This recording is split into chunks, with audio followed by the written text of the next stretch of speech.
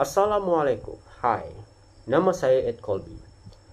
Baru-baru ini gempar diperkatakan isu membabitkan pemekaran bendera Jalur Gemilang yang tidak lengkap, di mana apabila bulan sabit yang terdapat pada bendera Jalur Gemilang Malaysia tiada pada paparan sebuah akhbar yang mengenai artikel suatu laporan berita sempena lawatan rasmi Presiden China ke Malaysia.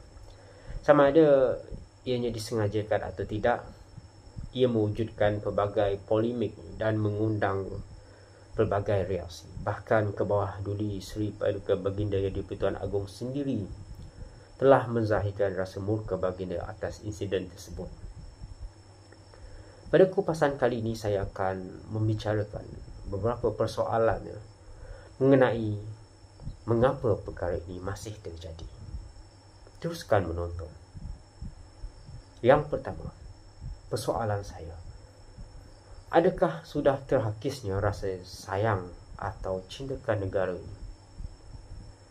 Bendera ataupun panji merupakan sebahagian komponen penting untuk menyatakan adanya sesebuah kewujudan empire ataupun negara. Contohnya dalam situasi peperangan, bendera ataupun panji inilah yang dijulang, dan jika ia jatuh, ia bererti seolah memberikan sebuah gambaran jatuhnya sesebuah empire tersebut. Seharusnya kesedaran melalui pendidikan perlu dititik beratkan hal ini, agar supaya rasa cinta kepada negara itu tidak hilang dan terus disemai dan dipupuk dalam jiwa setiap insan di negara ini. Yang kedua, apakah ada pihak yang sengaja mengambil kesempatan untuk menimbulkan suasana ketegangan? Saban masa pelbagai isu melanda negara kita. Namun harus dipuji kecekapan pihak berkuasa kita dalam menangani isu-isu ini untuk meredakan sejenak daripada ia terus menjadi api. Dalam hal ini, sama ada ia dirancang ataupun tidak, kita berharap agar pihak berwajib mengambil tindakan yang tegas dan sewajarnya. Usah biarkan perkara ini berlarutan.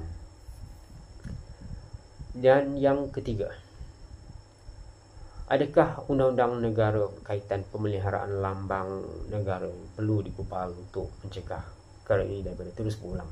Pada pandangan saya, ya.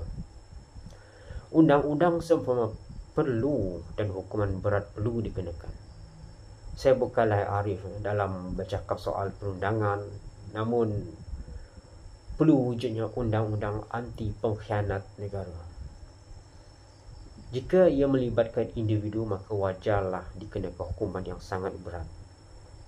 Manakala jika ia melibatkan kumpulan ataupun organisasi atau syarikat, perlu entiti ini diharamkan serta-merta. Keempat, hampir sudah 68 tahun kemerdekaan negara. Adakah boleh diterima alasan ini sebagai suatu kesilapan teknikal? Pada saya, jika perkara ini berlaku di luar negara ataupun akhbar luar negara yang menerbitkan, mungkin kesilapan boleh terjadi sebab mereka bukannya mengetahui ataupun mungkin mereka terlepas pandang akan rupa bentuk bendera negara. Namun yang menyedihkan, hal ini terjadi kepada akhbar tempatan kita. Sewajarnya jika terdapat unsur kesilapan, maka di mana pihak yang menapis sebelum menyiarkan berita ini?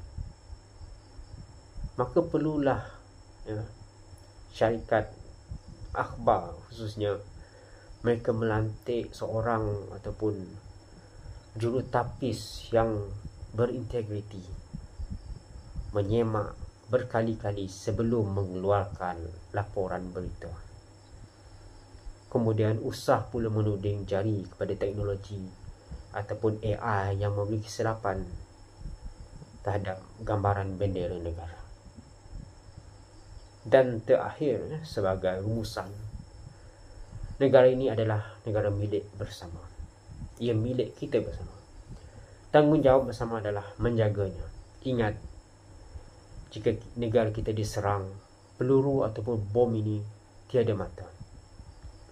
Ia boleh mengena sesiapa sahaja.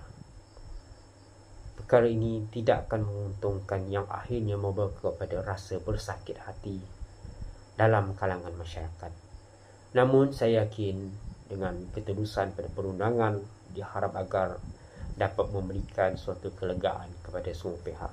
Ingat, isu ini bukan mengenai suatu kumpulan ataupun kaum, tapi isu ini adalah berkaitan dengan semangat nasional yang perlu ditangani dengan kadar segera. Itu sajalah perkongsian saya. Mudahan memberi keterbukaan minda kita bersama. Terima kasih kerana menonton.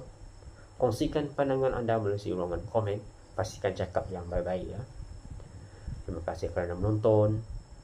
Juga like, subscribe. Assalamualaikum.